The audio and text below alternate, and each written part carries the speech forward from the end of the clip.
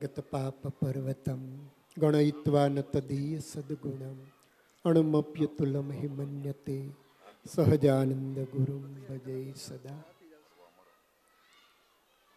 ઈષ્ટદેવ ભગવાન સ્વામિનારાયણ, પૂજ્ય અખિલેશ્વરદાસજી સ્વામી, પૂજ્ય અચલ જીવનદાસજી સ્વામી, પૂજ્ય કૃષ્ણ જીવનદાસજી સ્વામી, પૂજ્ય વેદાંત સ્વામી, પૂજ્ય ભગવત સ્વામી, આરએસએસના કાર્યકર્તા એવા કૌશિકભાઈ, છોટાઉદેપુર જિલ્લા ભાજપ પ્રમુખ ભાઈ ઉમેશભાઈ રાઠવા, રાજકીય મહાનુભાવો આ જેતપુર, તારાપુર ગામના ગ્રામજનો, જેતપુર પાવીથી પધારેલા ભાવિક ભક્તજનો,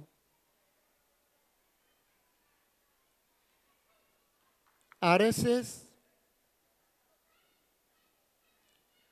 અને શાકોત્સવ સત્સંગી ભાઈઓ, ગામના આ વિસ્તારના બધા ભાઈઓ સાથે મળી ખૂબ સરસ આયોજન કર્યું. આટલી બહોળી સંખ્યામાં તમે બધા આજના દિવસે ઉપસ્થિત રહ્યા. ભાઈ કૌશિકભાઈએ આરએસએસની સ્થાપનાથી લઈ એમના શતાબ્દી વર્ષના જે સંકલ્પો છે એને બહુ વિસ્તૃત રીતે એમનું વર્ણન કર્યું. એ વાતને ખાલી આપણે સાંભળી, તાળી પાડી, વધાવી લીધી, બહુ સરસ. એટલેથી એ કાર્ય પૂરું થતું નથી. એ કાર્યને આપણા જીવનમાં અપનાવીએ. આજે મોહન ભાગવતજી આરએસએસના વિચારો લઈ કેટલો પ્રવાસ કરી એક એક વ્યક્તિઓને આ વિચારોનો પ્રકલ્પ આપી રહ્યા છે. ત્યારે આપણી પણ દરેકની ફરજ છે એમાં સામેલ થઈએ, આપણાથી બનતા તમામ પ્રયત્નો કરીએ. આ દેશને, હિન્દુ સમાજને સંગઠિત બનાવીએ અને આ દેશ સુજલામ સુફલામ મળય જ શીતલામ, આવી જ આ ભારત ભૂમિ દેવોને પણ દુર્લભ, એ ભૂમિનું આપણા હૃદયની અંદર ગૌરવને પ્રસ્થાપિત કરીએ. એ બહુ જરૂરી છે. નહીં તો આવતી પેઢી આ બધું ભૂલી જશે. એમને યાદ રહે, એમના જીવન એ આપણા ભારતીય સંસ્કૃતિના રંગે રંગાયેલા રહે. એ માટે તમારી, અમારી, આપણા બધાની, આપણી આવતી પેઢીને આ સંસ્કારનો વારસો આપવો એ બહુ મોટી ફરજ છે ને દરેકે નિભાવવી જ જોઈએ. સાથે સાથે જેમ આરએસએસને 100 વર્ષ પૂર્ણ થયા એમ ભગવાન સ્વામિનારાયણે એમના આશ્રિતજનો માટે શિક્ષાપત્રી અદ્ભુત ગ્રંથ આપ્યો છે. એમને પણ 200 વર્ષ આ વર્ષે પૂર્ણ થયા. ભગવાન સ્વામિનારાયણે એમના આશ્રિતજનોને જે નાની મોટી જે આજ્ઞાઓ આપી છે એ પ્રમાણે એમના જીવન જીવે તો આલોક અને પરલોક ભગવાન સ્વામિનારાયણ એમાં જ આશીર્વાદ આપ્યા. એ પાલયંતી મનુજાહા સત્શાસ્ત્ર પ્રતિપાદિતાન સદાચારન સદા તેત્ર પરત્ર ચ મહાસુખાહા. અમારા આશ્રિતજનો અમારી લખેલી આ શિક્ષાપત્રી એ પ્રમાણે અનુસરશે તો આલોક અને પરલોક બંનેની અંદર મહાસુખિયા થશે. સુખિયા થશે એમ નહીં, મહાસુખિયા થશે. એવી ભગવાન સ્વામિનારાયણે સર્વજીવિતાવહ એવી આ શિક્ષાપત્રી આપી છે. એમાંથી એક આજ્ઞાને લઈ થોડી વાત કરીએ. આટલું સરસ આયોજન થયું છે. મારા અખિલેશ્વર સ્વામી ગામના જનોએ તમને બધાને કથા વાર્તાનો, પૂજ્ય અમારા અચલ સ્વામીએ તમને આનંદ કરતા કરતા ખૂબ સરસ વાતો કરી. શિક્ષાપત્રીની અંદર ભગવાન સ્વામિનારાયણે એક આજ્ઞા આપી છે. આમ તો આપણા વૈદિક શાસ્ત્રોની જ છે. અમારા આશ્રિતજનોએ માતા, પિતા અને ગુરુ એમની સેવા આજીવન પર્યંત કરવી. ફરીવાર દોહરાવું છું.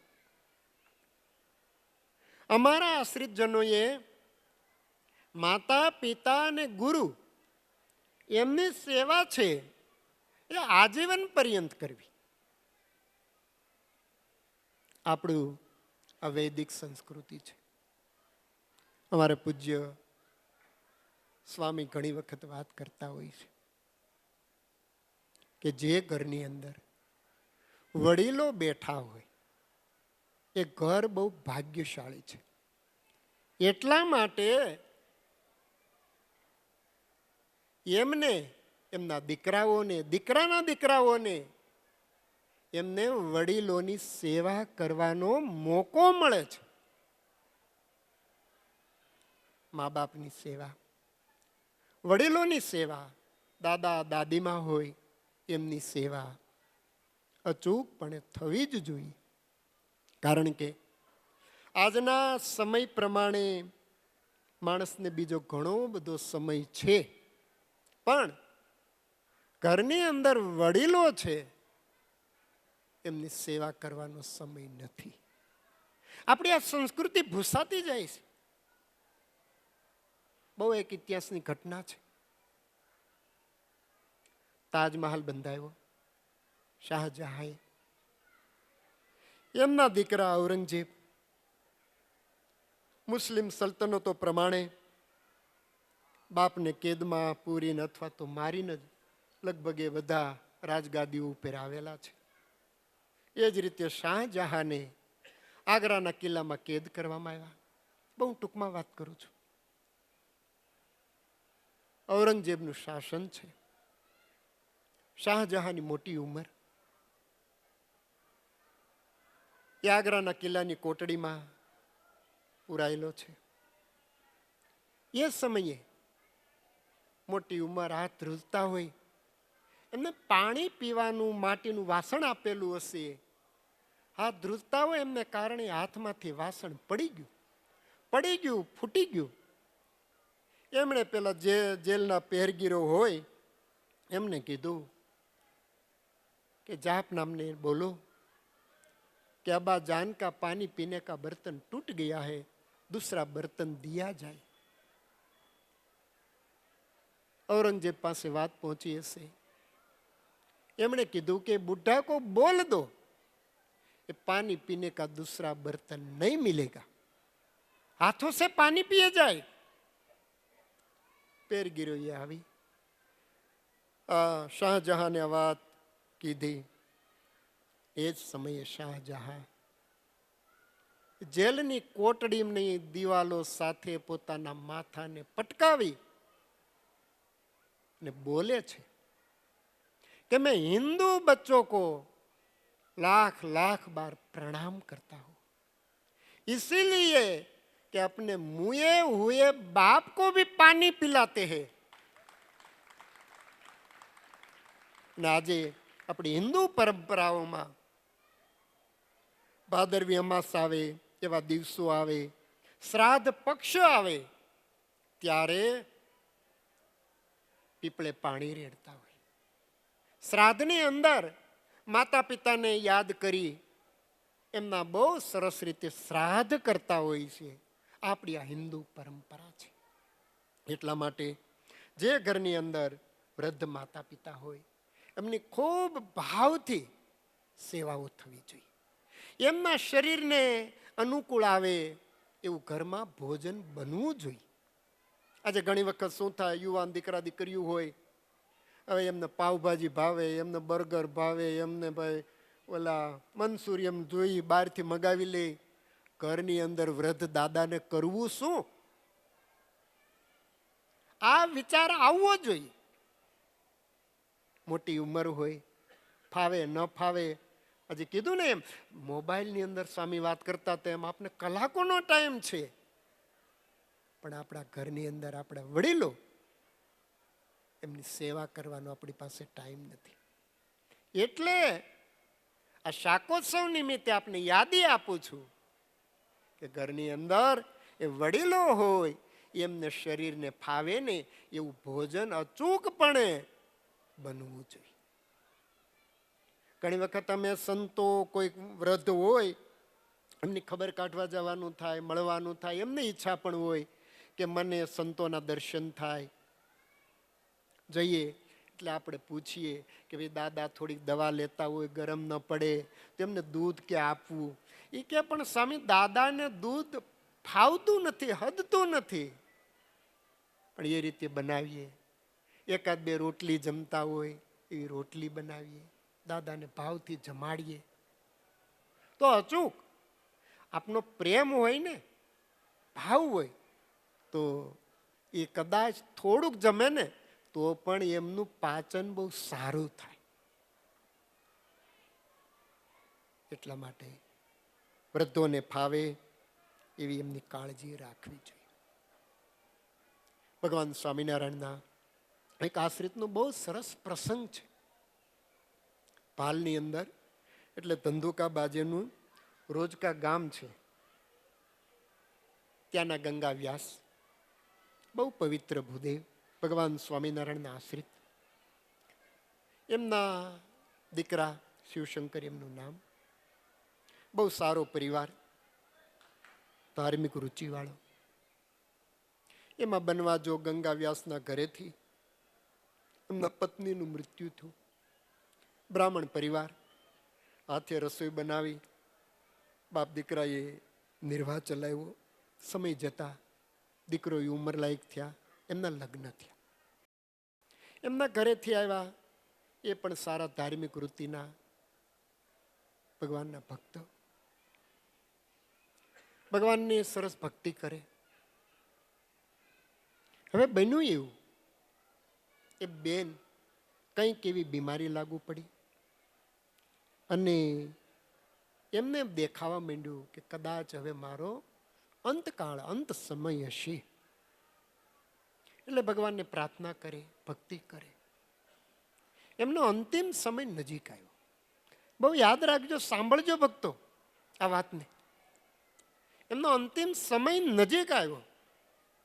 ભગવાનને અતિ હૃદયથી પ્રાર્થના કરે છે.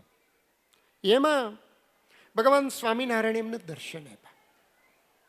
બેન રાજી થઈ ગયા, પ્રભુ મારા અંતિમ સમય આપે મને દર્શન આપીને મને તેડી જાવ છો. ભગવાન સ્વામિનારાયણનું બિરુદ છે કે મારો આશ્રિત થાય એમને અંત સમય મારે તેડવા આવવું. આ ભગવાન સ્વામિનારાયણનું બિરુદ છે. આ બેનને પણ ભગવાનના દર્શન થયા.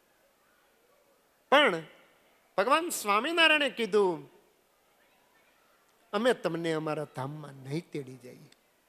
પ્રભુ મારી કઈ કસર એટલી જ, તમે અમારી ભક્તિ કરી, અમને સરસ થાળ બનાવીને જમાડો છો, પણ અમારા ભક્ત એવા તમારા સસરા આ ગંગા વ્યાસ, એમના પ્રત્યે તમને લાગણીને ભાવના નહીં, અને એ રીતે તમે એમને જમવાનું આપો છો.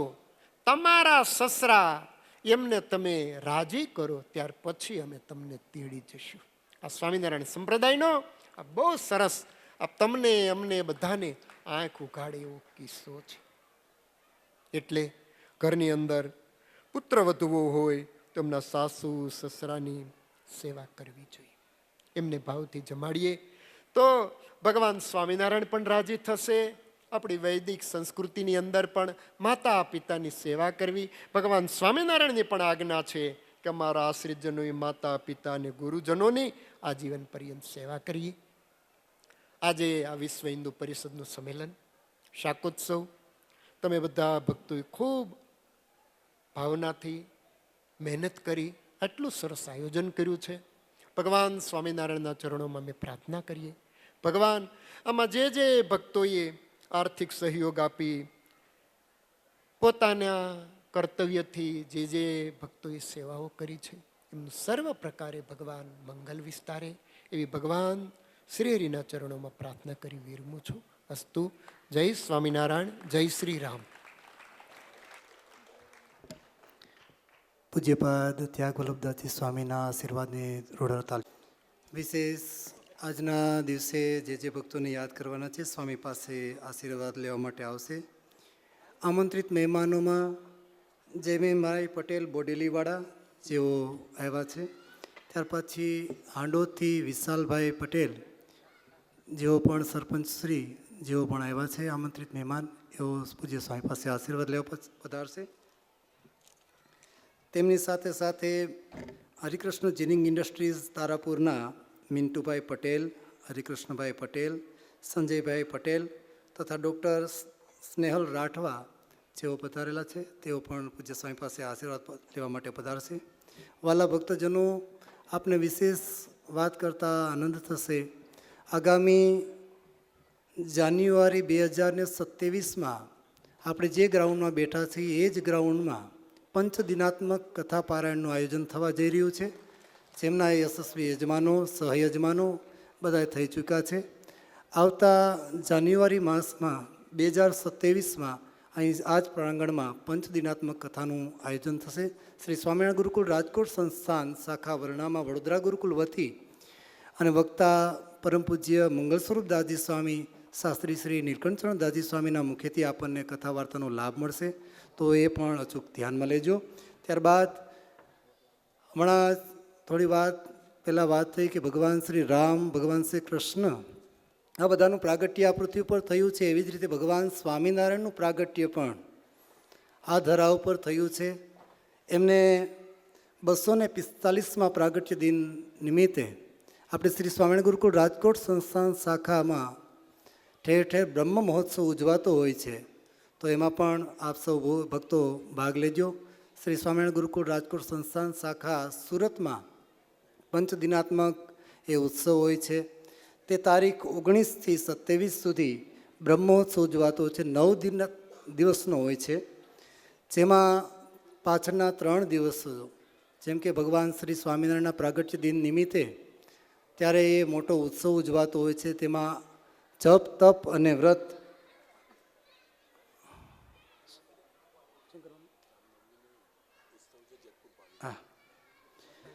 તો તેમાં પણ સૌ ભક્તો ભાગ લેજો.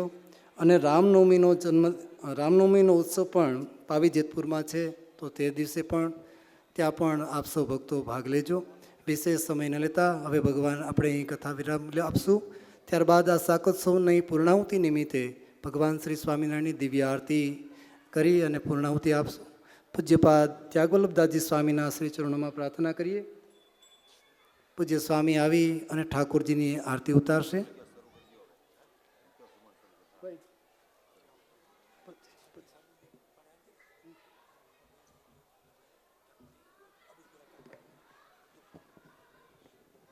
આવતી